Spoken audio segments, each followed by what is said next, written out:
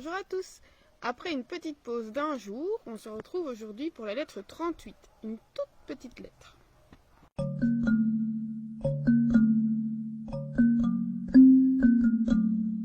Apparemment, Lucilius demande à Sénèque qu'ils intensifient leur correspondance, donc en tout cas qu'ils correspondent plus fréquemment. Et Sénèque lui dit tu as tout à fait raison de me demander ça, car les discussions privées, donc entre deux personnes, sont beaucoup plus profitables parce qu'elles ont la capacité de s'insinuer dans l'esprit, donc de rentrer dans l'esprit. Il dit que les grands auditoires, donc quand on parle à beaucoup de personnes, bien sûr ça a plus d'éclat, plus de résonance, mais voilà, c'est moins familier, bien entendu. Et il lui dit, la philosophie, c'est le fait de donner un bon conseil, bonum consilium. Et il dit, un bon conseil ou un conseil, ça ne se donne pas à haute voix, donc pas devant un grand auditoire. Il dit, parfois on peut le faire, donc parler à haute voix, quand la personne qu'on a en face de nous hésite justement à se lancer dans la philosophie. On peut le faire pour le bousculer un peu, lui donner l'envie de s'instruire. Donc c'est vraiment pour donner l'envie de. Mais une fois que l'envie est là, il faut parler plus bas. Et de cette façon, les paroles vont imprégner l'esprit et y rester fixées. Et il dit que dans ce cas-là, les paroles ne doivent pas être abondantes, mais efficaces. Et ces paroles, il va falloir les répandre, les semer comme des graines. Et là, il fait toute une comparaison avec une graine qu'on va semer. Donc, il dit c'est comme la toute petite graine qui tombe. Mais alors, si elle tombe dans de la bonne terre, alors en latin c'est locum idoneum, donc c'est le lieu adéquat, le lieu propice. Eh bien, si la graine tombe à un endroit propice, elle va, même si elle est toute petite, elle va pouvoir déployer ses forces et atteindre un développement maximal. Alors en latin, il y a le jeu de mots là, c'est ex minimo, donc à partir de quelque chose de tout petit, in maximos auctus, donc c'est vraiment vers le plus grand déploiement, la plus grande croissance. Alors, lui, c'est comme pour la raison, donc quand on apprend une vérité ou quelque chose comme ça, au départ, peut-être qu'elle ne paie pas de mine, ça veut dire que c'est tout petit, ça n'a pas beaucoup d'impact. Puis au fur et à mesure, si elle tombe dans de la bonne terre, elle va pouvoir grandir.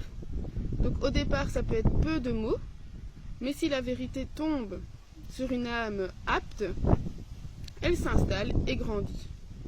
Et donc à partir d'une place réduite, donc ça peut être vraiment quelque chose de tout petit, elle va produire beaucoup. Et là, il dit les préceptes sont comme des graines.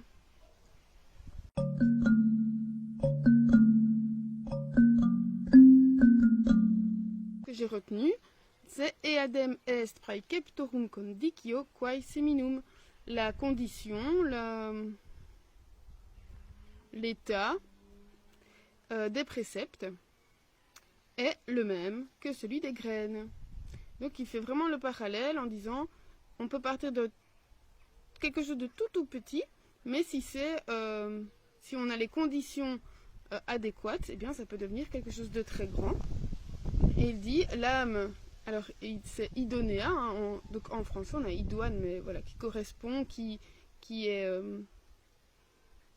mais la plus propice à cet effet-là. Donc l'âme, cette âme-là, elle les prendra, donc les vérités, et les tirera à elle. Donc elle ne va pas seulement l'écouter, mais elle va faire comme si c'était les siennes, les transformer. Et puis donc il dit qu'elle enfantera aussi des vérités à son tour, et elle va finir par donner plus que ce qu'elle a reçu. Voilà, si on fait le parallèle avec une toute petite graine, ça peut donner soit si la terre n'est pas bonne, quelque chose de tout chétif. Par contre, voilà, si on s'est entretenu ou si parfois c'est même par hasard, on va peut-être avoir un grand arbre ou une grande plante qui va se déployer et être très belle à cet endroit alors qu'elle est toute moche juste à côté. Voilà, ça c'est parfois aussi le hasard. Alors, mais justement, cette lettre, elle me fait penser à cette idée qu'il faut parfois du temps pour qu'une idée ou un conseil qu'on aura reçu fasse son chemin. Parce que parfois on n'est pas prêt, donc on n'est pas apte, on n'est pas parfois juste par le moment. Donc à cet instant-là, mon esprit n'est pas apte à recevoir ce conseil-là. Ou parfois on n'est pas encore prêt. Et donc moi ça m'arrive parfois quand je relis des livres. Eh bien je découvre des nouvelles choses, ou quand on regarde un film, enfin bref, on redécouvre des nouvelles choses qui étaient déjà là la première fois qu'on l'a lu, mais peut-être que voilà, notre tournure d'esprit n'était pas la même et que on a découvert quelque chose, on a évolué. Ça c'est sûr, et comme on a évolué, peut-être que la réflexion s'est faite, s'est agrandie, et puis là-dessus, on peut venir poser d'autres choses. Ça me faisait aussi penser en sophrologie, donc quand les gens viennent me voir, alors certains, pas tous, parce qu'il y en a qui sont au courant que la sophrologie c'est pas de la magie et que c'est pas en une séance que, enfin, parfois ça peut être très efficace, mais que tout va se résoudre. Et moi je leur dis, ça doit faire son chemin. On peut pas faire, on va dire, oh, je vais faire 3 séances de sophro de suite et c'est bon. Non, justement, il faut parfois rien ne se passe la première fois, et puis au fur et à mesure des jours, on a eu peut-être une idée, quelque chose qu'on a ressenti ou quoi qui fait son chemin, et voilà, on évolue comme ça. Pour ça, je pense qu'il ne faut pas se presser, il faut de la patience. Alors, on sait qu'on est pressé dans le sens où alors on ne peut pas retarder sa vie, la différer, mais dans ce cas-là, dans le cas d'une idée, d'un projet, parfois on doit la laisser mûrir. Et puis des choses qui viennent s'ajouter au fur et à mesure en fonction de notre expérience. Voilà, on peut se poser la question, est-ce que ça vous est déjà arrivé d'avoir cette impression d'être passé à côté d'une idée alors que vous avez lu ou vu, et puis quand vous revenez dessus, ah tiens, j'avais pas vu ça, mais peut-être que c'est nous qui avons changé en fait. Et donc voilà, cette idée de graine qui va pousser ou pas, selon que on est prêt ou pas à la recevoir et prêt ou pas à la faire grandir. Avec l'idée que c'est pas, j'aimais bien la dernière partie, elle est nourrie, donc elle va grandir, mais elle va s'auto-nourrir.